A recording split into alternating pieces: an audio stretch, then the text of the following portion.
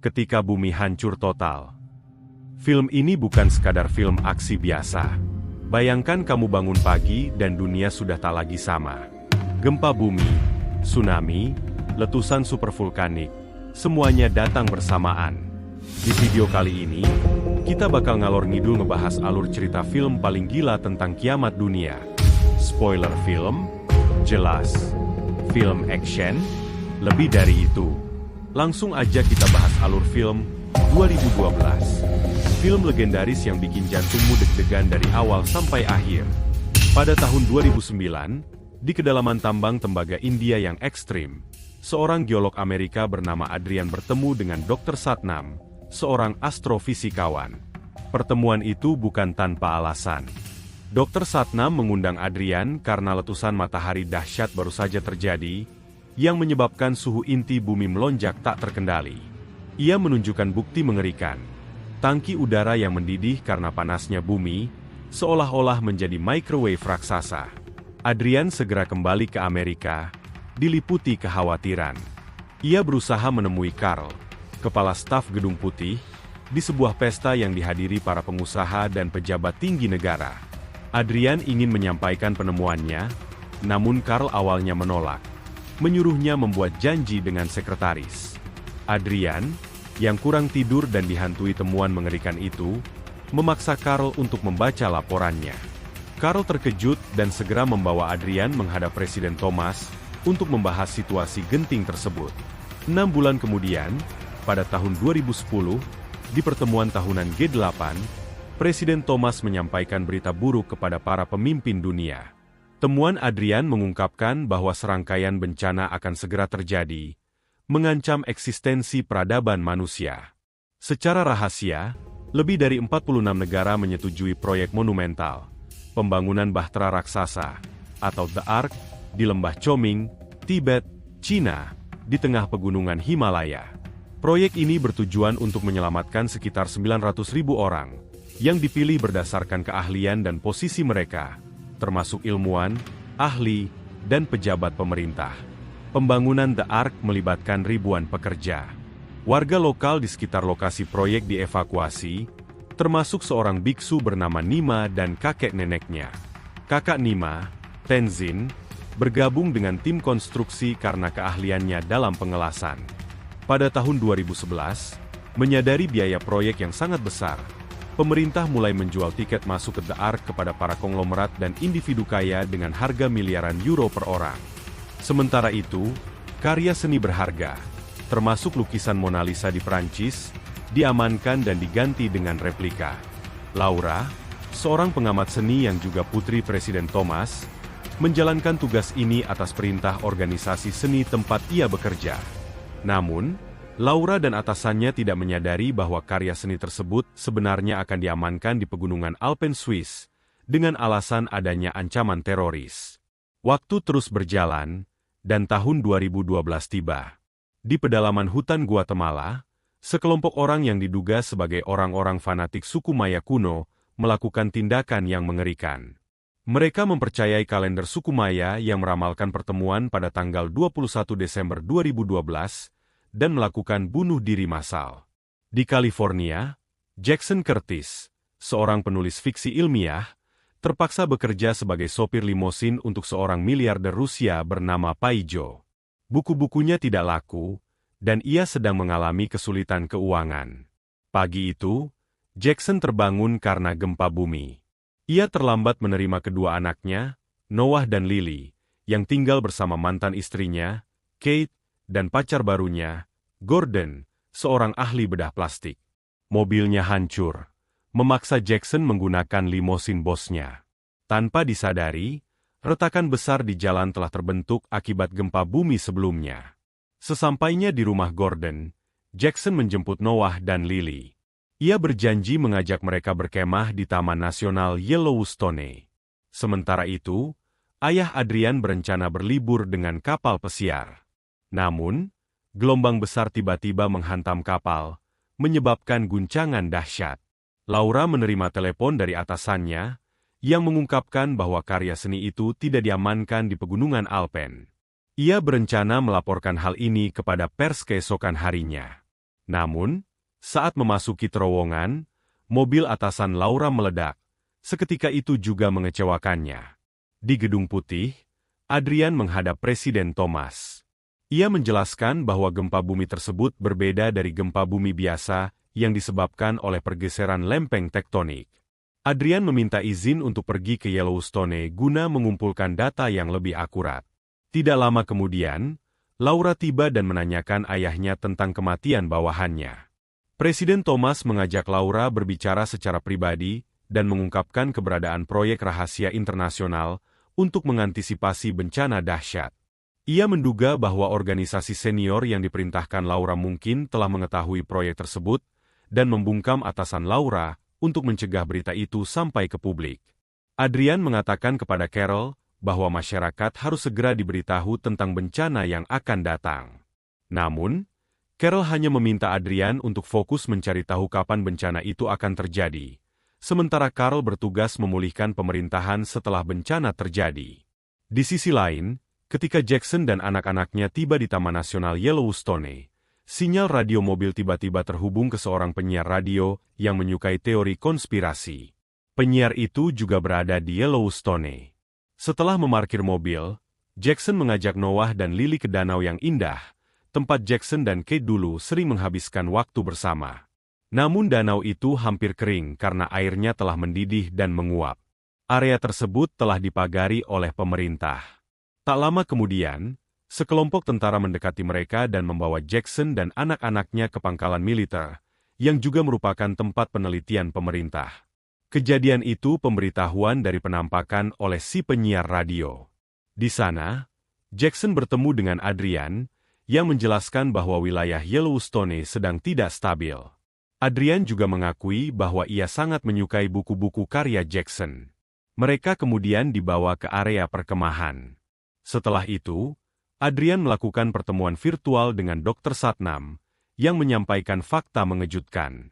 Data dari para ilmuwan di India, Kanada, Argentina, dan Amerika menunjukkan hasil yang sama. Kerak bumi telah kehilangan kestabilannya. Di kedalaman 12 km dari Yellowstone, suhu telah mencapai 2.700 derajat Celcius dan terus meningkat 0,5% setiap jam.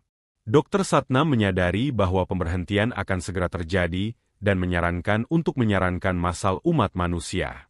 Adrian terkejut dan berjanji akan segera menyelamatkan Satnam dan keluarganya dengan helikopter untuk dibawa ke The Ark.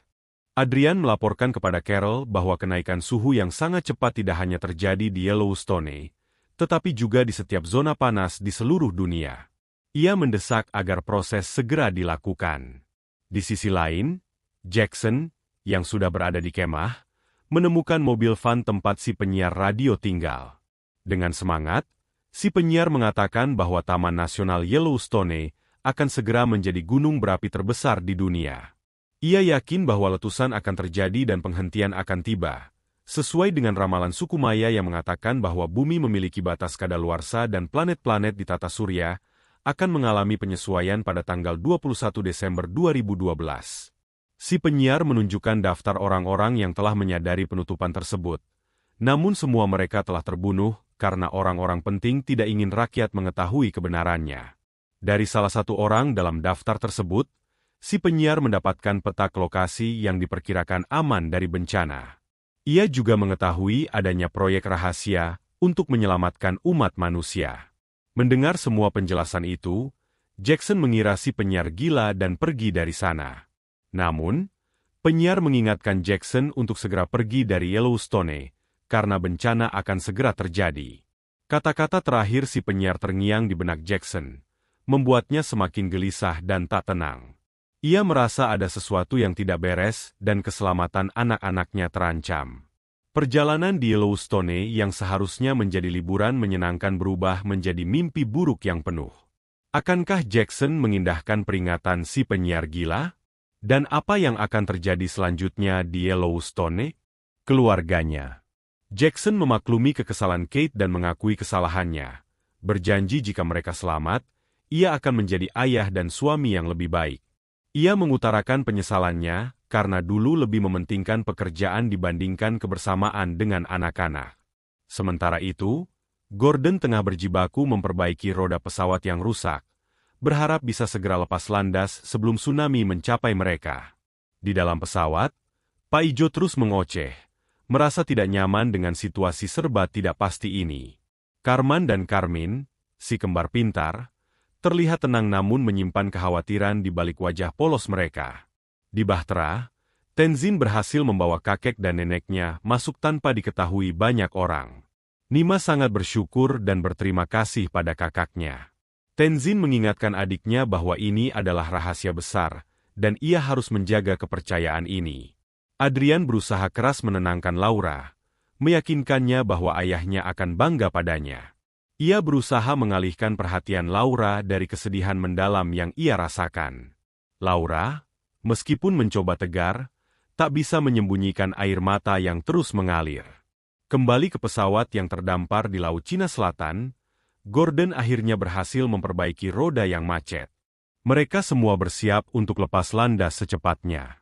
Jackson memberikan semangat pada Kate dan Lily, meyakinkan mereka bahwa mereka akan selamat. Ngadimin, sang pilot, bersiap di kokpit, fokus pada ditugaskan untuk menerbangkan pesawat keluar dari zona bahaya. Pak Ijo masih terus menggerutu, namun kali ini ia lebih banyak diam dan membiarkan Gordon dan Jackson melakukan apa yang harus dilakukan. Tsunami semakin mendekat, ombak besar mulai terlihat dari kejauhan. Mereka harus segera terbang sebelum terlambat. Mesin pesawat menderu, roda berputar semakin cepat. Pesawat melaju di atas udara, berusaha mendapatkan momentum untuk lepas landas. Semuanya menahan nafas, berharap pesawat ini bisa terbang dengan selamat. Akhirnya, dengan susah payah, pesawat berhasil naik ke udara, meninggalkan gelombang tsunami di bawah mereka. Di Bahtera, sirene berbunyi keras, mengumumkan datangnya tsunami. Semua orang panik, berdesakan menuju tempat yang lebih aman. Tenzin berusaha menenangkan orang-orang, mengarahkan mereka ke tempat perlindungan. Adrian dan Laura saling berpegangan tangan, menunggu datangnya gelombang besar. Tsunami menerjang Bahtera dengan kekuatan dahsyat. Kapal raksasa itu berguncang hebat. Air masuk ke dalam lambung kapal. Banyak orang berteriak ketakutan. Namun, Bahtera dirancang untuk menghadapi bencana semacam ini. Sistem perlindungan kapal bekerja maksimal, berusaha menahan gelombang terjangan.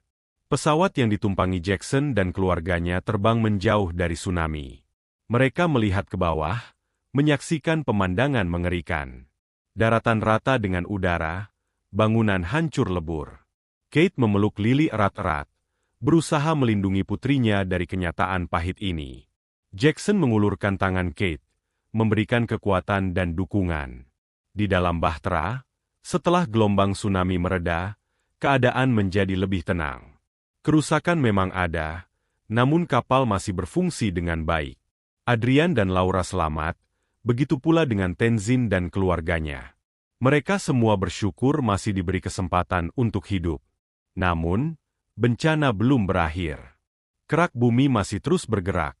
Gempa susulan terus terjadi. Ancaman tsunami baru selalu menghantui. Mereka harus terus waspada dan bersiap menghadapi segala kemungkinan. Pesawat yang ditumpangi Jackson dan keluarganya terus terbang menuju Cina, mencari tempat perlindungan yang aman. Mereka tidak tahu apa yang akan mereka temukan di sana. Yang mereka tahu, mereka harus tetap bertahan dan berjuang untuk masa depan. Di Bahtera, para pemimpin dunia berusaha menyusun rencana untuk membangun kembali peradaban. Mereka menyadari bahwa tugas mereka sangat berat dan membutuhkan kerjasama dari semua orang. Mereka harus belajar dari kesalahan masa lalu dan menciptakan dunia yang lebih baik di masa depan. Sementara itu, di suatu tempat yang terpencil, sekelompok orang selamat dari bencana. Mereka kehilangan segalanya, namun mereka tidak kehilangan harapan. Mereka berusaha membangun kembali kehidupan mereka dari nol, saling membantu dan mendukung satu sama lain. Kisah ini belum berakhir. Masih banyak tantangan yang harus dihadapi, masih banyak misteri yang harus dipecahkan. Akankah umat manusia berhasil bertahan dan membangun kembali peradaban? Akankah Jackson dan keluarganya menemukan tempat yang aman untuk berlindung? Akankah para pemimpin dunia berhasil menyatukan umat manusia dan menciptakan masa depan yang lebih baik? Semuanya masih menjadi pertanyaan besar yang menunggu jawaban. Pergeseran kutub yang drastis, efek magnetis yang tidak terkontrol, serta sumber daya yang menipis menjadi masalah krusial. Selain itu, munculnya kelompok-kelompok survivalis yang radikal dengan agenda tersembunyi menambah kompleksitas situasi. Akankah Jackson, Kate, dan Gordon mampu beradaptasi dengan dunia pasca-apokaliptik ini, ataukah mereka akan menjadi korban dari kekacauan yang merajalela? Nasib mereka, dan juga nasib umat manusia, masih bergantung pada keseimbangan antara harapan dan keputusasaan. Kondisi bumi yang terus berubah menuntut adaptasi yang cepat dan tepat, memaksa setiap individu untuk memilih antara membantu sesama atau hanya mementingkan diri sendiri. Pilihan-pilihan sulit akan terus bermunculan, menguji batas kemanusiaan dan persaudaraan di tengah dunia yang telah berubah selamanya. Setelah gerbang terbuka lebar, Jackson, Tenzin, dan Garden yang masih berada di ruang hidrolik tiba-tiba tersapu arus udara yang deras. Nasib malang menimpa Garden, ia tewas mengenaskan terhimpit roda hidrolik yang berat. Kabel yang ikut tersangkut justru membuat roda berhenti berputar dan gerbang tidak dapat terbuka sepenuhnya seperti yang diharapkan. Namun, keadaan yang tidak ideal ini tanpa disangka justru menyelamatkan Jackson dan Tenzin dari terjangan udara yang lebih dahsyat. Sementara itu, Paijo dan kedua anaknya yang sempat turun ke bagian bawah gerbang kesulitan untuk naik kembali, karena terjebak di tengah kerumunan orang yang panik. Waktu terus berjalan, hanya tersisa 4 menit lagi sebelum tsunami mencapai The Ark. Dari kejauhan, terlihat kuil-kuil para biksu hancur diterjang ombak raksasa. Gerbang The Ark akhirnya kembali ditutup, namun sayangnya tidak bisa menutup dengan sempurna karena kabel yang masih terangkut. Kondisi ini berarti tsunami akan mudah masuk dan memenuhi kapal, mengancam keselamatan semua orang di dalamnya. Di ruang operator, para petugas yang berkumpul melalui CCTV melihat rombongan Jackson berada di ruang hidraulik yang terendam udara. Adrian dengan sigap meminta tim darurat untuk segera menangani masalah tersebut, sementara ia sendiri memaksa untuk menemui Jackson dan rekan-rekannya. Tak lama kemudian, tsunami akhirnya menghantam The Ark dengan kekuatan yang luar biasa. Air bah masuk ke dalam kapal dengan derasnya. Sistem keamanan secara otomatis menutup bagian-bagian buritan untuk meminimalkan dampak kerusakan. Hanya Lily dan anjing peliharaannya yang berhasil diselamatkan dengan cepat. Ngati terjebak di antara dua pintu yang menutup dengan keras, sementara Jackson dan yang lainnya berada di bagian paling belakang kapal. Di sisi lain, pesawat Air Force One yang hayu terbawa arus menabrak Ark nomor 4, menghancurkan penopang jangkar kapal tersebut. Situasi semakin memburuk karena mesin kapal belum bisa dinyalakan selama gerbang belum tertutup sempurna. Ini berarti kapal akan terus mengikuti arus udara yang kuat, dan yang lebih menakutkan lagi, akan menghantam puncak gunung tertinggi di dunia, Gunung Everest. Tabrakan dahsyat tersebut dipastikan akan merusak kapal secara parah. Adrian dengan cemas memberitahu Jackson bahwa pintu buritan akan tetap terkunci, karena ada kabel yang mengganjal sistem roda hidraulik. Oleh karena itu, Jackson dan yang lainnya harus berani mengambil risiko untuk melepas kabel tersebut. Jika tidak, semua orang di kapal pasti akan membahas ajalnya. Namun, masalahnya adalah tempat roda hidraulik sudah terendam udara, dan misi itu sama saja dengan misi bunuh diri. Tanpa ragu, Jackson memutuskan untuk mencoba melepaskan kabel tersebut dari dirinya, karena kaki Tenzin terluka parah dan tidak memungkinkan untuk membantu. Setelah berpamitan kepada Kate dan menenangkan Noah yang sangat ingin ikut membantu, Jackson akhirnya memulai misi berbahaya yang membahayakan nyawanya. Sementara itu, kabar buruk datang, Ngati tewas tenggelam di tengah kekacauan. Dengan keberanian yang luar biasa, Jackson berhasil mencapai roda hidraulik dan menemukan bagian ujung kabel yang mengganjal roda. Tiba-tiba, tanpa diduga, Noah dengan nekat datang membantu. Ia memberikan penerangan agar Jackson bisa melihat dengan jelas. Bersama-sama, mereka berusaha memutar mur agar kabel terlepas dari bagian ujungnya. Dengan bantuan Noah, Jackson berhasil melepaskan pengganjal tersebut. Gerbang pun akhirnya menutup dengan sempurna, dan mesin kapal bisa dinyalakan tepat pada saat kapal akan menabrak Gunung Everest. Kapal berhasil mundur dan menghindari tabrakan yang bisa berakibat fatal. Namun, di buritan hanya terlihat Noah yang kembali. Jackson sempat terbentur saat terjadi tabrakan tadi. Semua orang berharap Jackson masih hidup dan bisa selamat dari bencana ini. Setelah berhasil selamat dari pemberhentian, 3 bahtera The Ark terus berada di laut sambil menjaga kondisi bumi. Kalender baru pun ditetapkan oleh mereka yang masih hidup, yaitu tahun 1 bulan 1. Pada hari ke-27, air laut akhirnya surut. Untuk pertama kalinya sejak memulai perjalanan panjang, dek bahtera akan dibuka dan semua orang yang selamat akhirnya bisa melihat kondisi bumi mereka yang baru. Gambaran satelit juga sudah didapat dan menunjukkan bahwa Himalaya bukan lagi menjadi pegunungan tertinggi di dunia, melainkan pegunungan Dragon's di KwaZulu, Afrika Selatan. Hal ini disebabkan karena daratan di benua Afrika sudah terangkat seluruhnya. 3 bahtera-bahtera akhirnya menuju ke Afrika Selatan, dan lokasi tempat manusia memulai peradabannya kembali disebut Tanjung Harapan. Di akhir film, terlihat Adrian yang kini menjalin hubungan dengan Laura. Sementara itu, Jackson, Kate, Noah, dan Lily kembali menjadi keluarga yang harmonis. Dengan berakhirnya cerita menegangkan tentang upaya menyelamatkan diri dari muncul sebuah pertanyaan besar. Apakah peradaban manusia yang